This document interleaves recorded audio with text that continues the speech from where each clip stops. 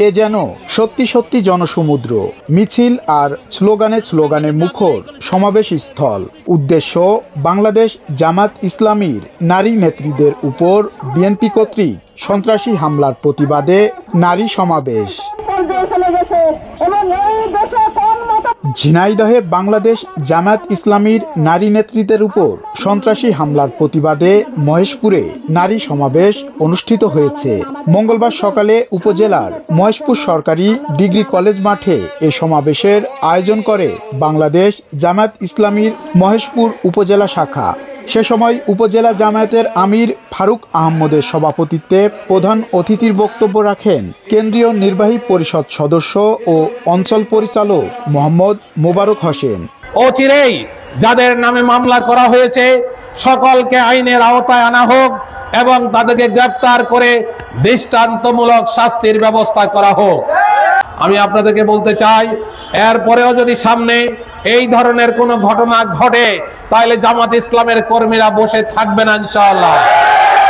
এছাড়াও কেন্দ্রীয় মজলিসের শুরা সদস্য ও জেলা আমির আলী আজম মোহাম্মদ আবু বকর, ঝিনাইদহ ৩ আসনের সংসদ সদস্য প্রার্থী অধ্যাপক মতিয়ার রহমান সহ অন্যান্যরা উপস্থিত ছিলেন। সমাবেশে বক্তাগণ নারী নেত্রীদের উপর হামলার তীব্র নিন্দা ও প্রতিবাদ জানান এবং জড়িতদের গ্রেপ্তারের পাশাপাশি দৃষ্টান্তমূলক শাস্তির দাবি করেন তারা। এ ধরনের একটি পবিত্র অনুষ্ঠানে, পর্দানসীন মায়েদের অনুষ্ঠানে হঠাৎ বিশেষ রাজনৈতিক দলের ছত্রছায়ায় চিহ্নিত সন্ত্রাসীগুলো তারা নগ্ন হামলা চালিয়ে আমাদের মেয়েদেরকে যেভাবে আঘাত এনেছে বর্বরোচিত কায়দায়, তা অতীতের সকল এমনকি আইয়ামে জাহিলিয়াতের ইতিহাসকেও ভঙ্গ করে বলে দেশের বুদ্ধমহল মনে করে। আজকে যারা মা বোনদের গায়ে হাত তুলেছে এরা ফ্যাসিস্ট, এরা স্বৈরাচার, এদের পতন অনিবার্য। আমি বিশ্বাস করি এই মহেশপুর কোটচাঁদপুর থেকে এই ফ্যাসিস্টদের, এই অত্যাচারীদের, এই সন্ত্রাসীদের কবর রচিত হবে।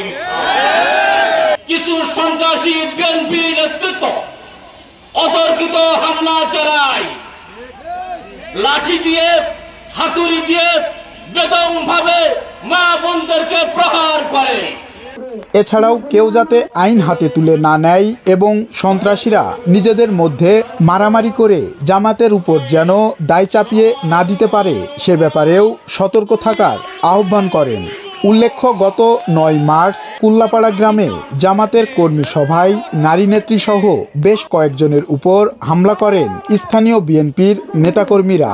এ ঘটনায় উপজেলা জামাত ইসলামীর রোকন হাসিনা খাতুন বাদী হয়ে মহেশপুর থানায় ৫ জনের নাম উল্লেখ করে একটি মামলা দায়ের করেন। এ মামলায় বাঁশবাড়িয়া ইউনিয়ন বিএনপির যুগ্ম সাধারণ সম্পাদক আব্দুল কাদেরের ছেলে সোহেল রানাকে গ্রেপ্তার করেছে মহেশপুর থানা পুলিশ।